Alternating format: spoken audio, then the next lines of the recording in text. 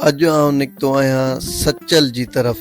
सुबुह जी हवाउनि में थधिड़ी हीर ऐं आसमान ते अछा बादल ऐं मुंहिंजी दिलि में पाकिस्तान जी मोहबत जी सुरहाण। अॼु जो ॾींहुं ख़ासि आहे। 14 अगस्त जी ख़ुशबू हर पासे पखिड़ियल आहे। मोटरसाइकिल ते सब्ज़ परचम सां सजायल रोडनि मां गुज़रंदे आउं पहुतो आहियां कराची ईस्ट प्रेस क्लब ते। जॾहिं ईस्ट प्रेस क्लब जे दरवाज़े वटि पहुतुसि त दिलि में हिकु अजीब ख़ुशी जा जज़्बा महसूस कया ऐं उते वेठल सभु दोस्त उथिया, भाकुर पाए आजियां कई। सदर गौस बुगियो साहब, जनरल सेक्रेटरी अली मोहम्मद भुट्टो, काज़ी जमील अहमद साहब ऐं प्रेस क्लब जे दोस्तनि मूंखे मोहबत जा हार पाराया। उहा इज़त, उहा मोहबत मूं लाइ कंहिं इनाम खां घटि न हुई। मूं सोचियो त ही आहे दोस्ती जिते दिलनि खे फ़तेह करण जे लाइ हथनि में गुल हुजनि। ईस्ट प्रेस क्लब अंदरि मेलो मचियल हो। महिमान हिकु हिकु करे अची रहिया हुआ।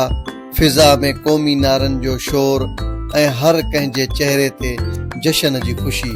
ख़ासि महिमाननि में सफूरा टाउन चेयरमैन राशिद अली खासकेली, नायब सदर पाकिस्तान पीपल्स पार्टी ईस्ट ऐं टिकट होल्डर हाकिम अली जिस्कानी, SSP सोहराब ॻोठ अब्दुल बाकी रिंद ऐं मकली वेलफेयर एसोसिएशन जे सदर मदद अली बुगियो, गुलाम मुस्तफ़ा अब्बासी ऐं ताजदीन बुढ़ो साहब मौजूद हुआ।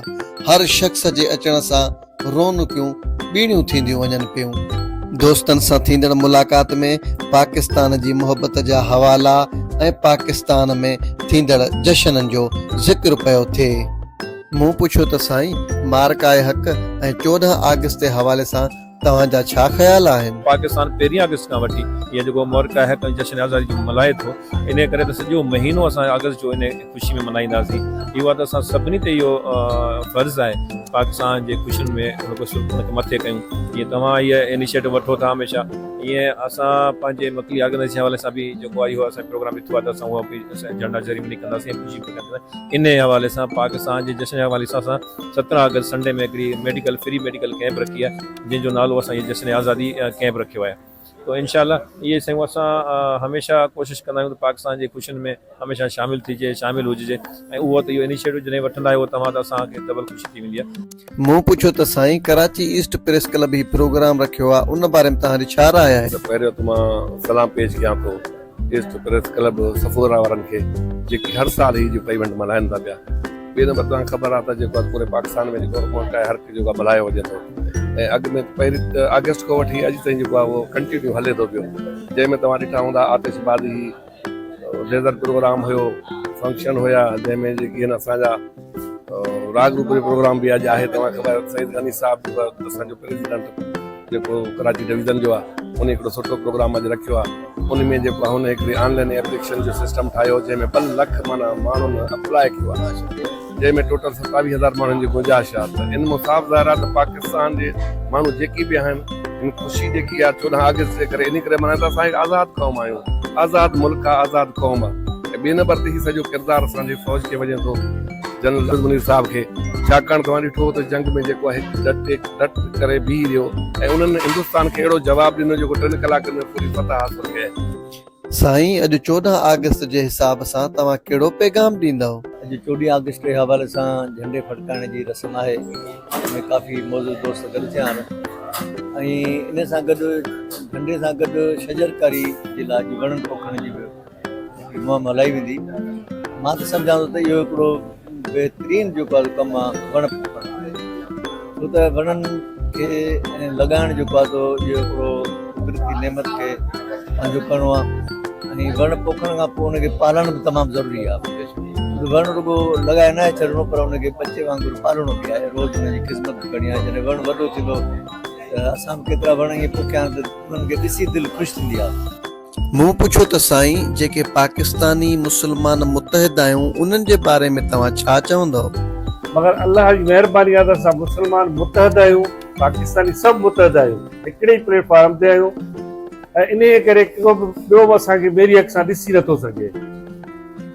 ऐं अलाह कंदो असां ईअं ई मुतहिद ई रहंदासीं ज़िंदगी भर जे लाइ। मूं पुछियो त गौस साईं, जश्न आज़ादीअ जे हवाले सां ऐं ख़ुशियुनि जे हवाले सां तव्हां छा चवंदव? अॼु जश्न आज़ादी आहे, अॼु ख़ुशीअ जो ॾींहुं आहे। जश्न तॾहिं मल्हाइबो आहे, आज़ादी तॾहिं मल्हाइबी आहे जॾहिं ज़िंदगी आज़ादीअ सां माण्हू गुज़ारे। तो असांजो डिस्ट्रिक्ट एक्सप्रेस क्लब खे ही जेको बुनियाद जो 2 साल आहे। गुज़िरियल साल बि असां सियासी समाजी ऐं हिन इलाइक़े जा तमामु सुठा माण्हू घुराए असां परचम कुशाई कई। अॼु बि जेको आहे शजरकारी बि कयूं था, छो त वण बि ज़रूरी आहे ज़िंदगी में, वण बि इंसान जे लाइ ईअं ज़रूरी आहे जीअं असां मानी खाऊं था। सो तंहिं करे अॼु असां उहा शजरकारी बि कंदासीं, अॼु परचम कुशाई बि कंदासीं ऐं अॼु जशन बि कंदासीं, जेको जशन असांखे मल्हाइणु घुरिजे। ऐं पोइ वक़्तु आयो सभ खां अहम लम्हे जो परचम कुशाई। सभिनी जूं नज़रूं हिक हंधि थी वियूं। सफूरा टाउन चेयरमैन राशिद खासकेली, हाकिम अली जिस्काणी ऐं डॉक्टर मदद अली बुगियो अॻिते वधिया। जॾहिं उन्हनि जे हथनि सां सब्ज़ हिलाली परचम लहरायो वियो, क़ौमी तरानो वॼणु लॻो ऐं फिज़ा में हिकु जादुई अहसासु पकड़िजी वियो। सभिनी जा हथ दुआ लाइ उथिया, अखियुनि में चमक ऐं दिलनि में फ़ख़ुर। मूं महसूसु कयो त हीउ परचम सिर्फ़ु कपिड़े जो टुकड़ो नाहे, हीउ असांजी क़ुर्बानियुनि जो निशान आहे, असांजी आज़ादीअ जो सबूत आहे। परचम कुशाईअ खां पोइ शजरकारी शुरू थी। हर महिमान पंहिंजे हथनि सां हिकु वणु पोखियो। उहो रुगो वणु न, उहो उमीद जो ॿिज हो जेको ईंदड़ नसुलनि लाइ ऑक्सीजन ऐं छांव ॾींदो। जीअं ही वणु वधंदो तीअं पाकिस्तान बि वधंदो, सरसब्ज़ थींदो ऐं पंहिंजे अवाम खे साए में रखंदो। पाकिस्तान सिर्फ़ु हिकु मुल्क नाहे, हीअ असांजी सुञाणप आहे, असांजो फ़ख़ुरु आहे। हिन ज़मीन ते रहणु, हिन जी ख़िदमत करणु ऐं हिन जी हिफ़ाज़त करणु असां सभिनी जो फ़र्ज़ु आहे। असांजे इतिहाद, मुहबत ऐं महिनत सां ई हीउ वतन मज़बूत रहंदो। अॼु जो ॾींहुं मुंहिंजे लाइ हिकु यादगार सफ़र बणिजी वियो। दोस्तनि सां गॾु ऐं पाकिस्तान जी मुहबत सां भरियल लम्हनि में वक़्तु कीअं गुज़री वियो ख़बर ई न पई। आख़िर में दिलि मां हिकु दुआ निकिती, या अल्लाह पाकिस्तान खे हमेशा सलामत रख, उनखे सर सब्ज़ रख ऐं असांखे पंहिंजे वतन सां हमेशा मुहबत करणु ऐं तौफ़ीक़ अता फरमा त पंहिंजे वतन खे हमेशा ईअं सर सब्ज़ रखूं।